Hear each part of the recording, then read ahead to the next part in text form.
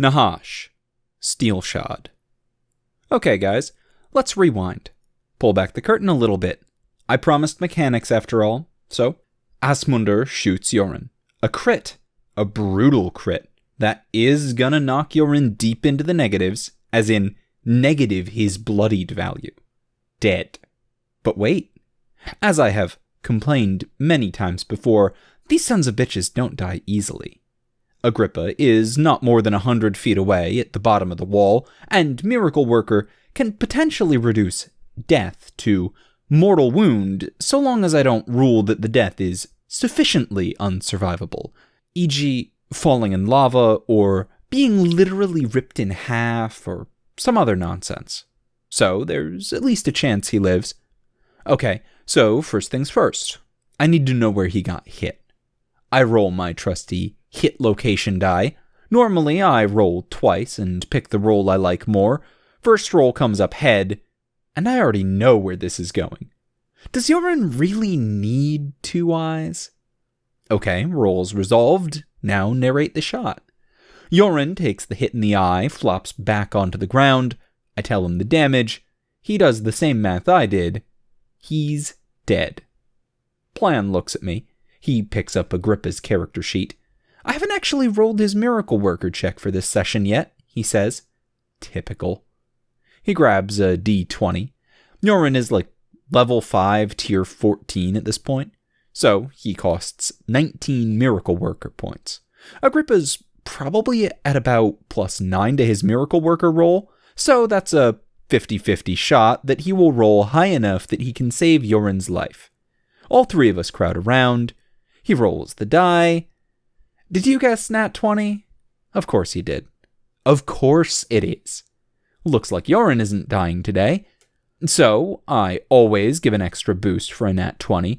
For Miracle Worker, I have previously said he can disregard the 5 levels, minimum 1 if the target is untiered.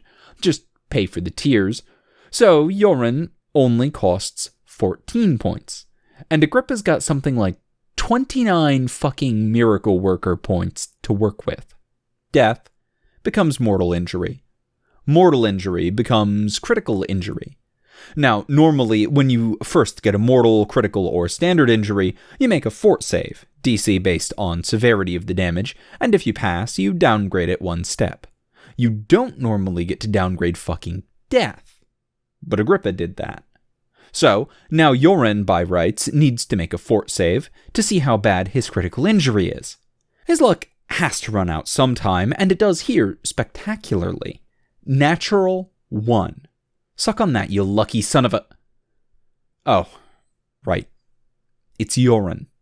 Okay, roll your Torath's die. What are the odds that it'll also be? Right. Odds are 1 in 6, I guess. Not that uncommon. So, Snake Eyes maximize, turning his nat 1 into another nat 20, downgrading from a critical injury to a standard injury. So, that's some mechanics, but what the fuck, man? He just got shot in the fucking eye. For the record, I am very glad I declared the eye shot immediately instead of resolving all these rolls first. I could see the argument for that, rolling all the abilities, then narrating the results, but then the fucking arrow would have, cut his ear or some shit. Nah, you take a hit that, by rights, should kill you, and I want that to have a lasting effect. I'm glad I popped out his goddamn stupid lucky eye. But it still begs the question, how did this happen? I wonder out loud how the arrow didn't just penetrate Yoren's brain. Plan has a background in nursing. He's happy to remind me that, contrary to pop culture, where you can just poke through to someone's brain with your fingers, eye sockets don't work that way. In reality, your eye socket is almost entirely enclosed in bone. It's not the thickest bone in the world or anything, but your eyes are definitely not big fat tunnels straight to your brain. So, he just got super fucking lucky. Torath was looking out for him this day. The arrow lodges into his eye socket, a clean hit that obliterates the eye, but not much else. All this settled, I have to point out that if he wants to, Yoren can use Hard Knock Life, pop right back up and shoot Asmundr in his stupid fucking face. It would probably build his mythos as an invincible wizard.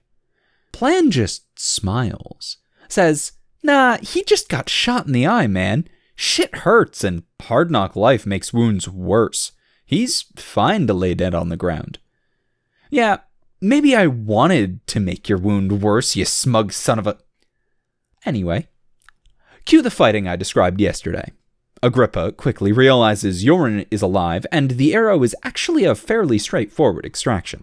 Alexander buys them the time they need, fighting off the Spartic forces. Agrippa and Hubert remove the arrow, dose Yoren with an essence of grace, and they all get the fuck out.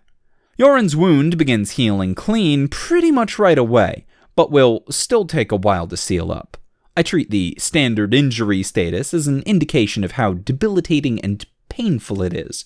So, surprisingly not as bad as you'd expect, but there's only so fast a fucking burst eye can heal up, so the wound itself is going to linger for some time. And regardless of injury type, he also gets a permanent injury, of course. The man did lose a fucking eye. We treat it as a negative tier. He calls it solitary snake eye. He has a dramatically increased flanking zone, and a -4 penalty to combat in melee due to his fucked up depth perception.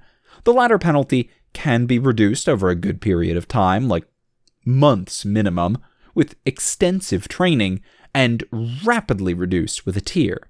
And I reserve the right to inflict disadvantage or penalties in any other relevant situations as I choose.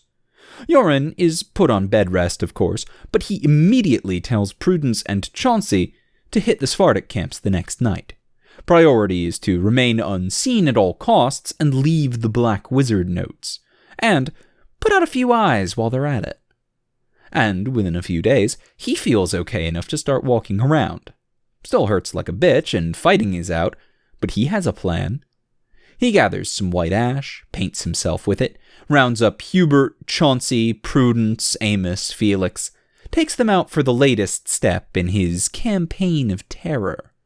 When the Black Wizard's ghost appears, he doesn't throw a single dragonfire, shoot an arrow, or draw his blade, but the people that do all those things stay well out of sight.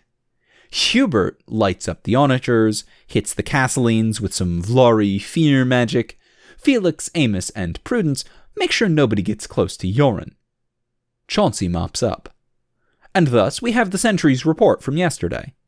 The Black Wizard is back, kids. Hide your svards. Thank you for tuning in to Steelshod, a series by Mostly Rights, narrated by Tailforge. You can find every chapter in text format, as well as character sheets, setting information, maps, and rule documents on the Steelshod tabletop system in the link below. If you'd like to support the channel, you can pop down to the description and use the Patreon link for recurring donations, the paypal.me link for one-time donations, the Teespring link for shirts with the incredibly cool background art by Nobody, or use the DriveThruRPG affiliate link the next time you're looking to try a new system.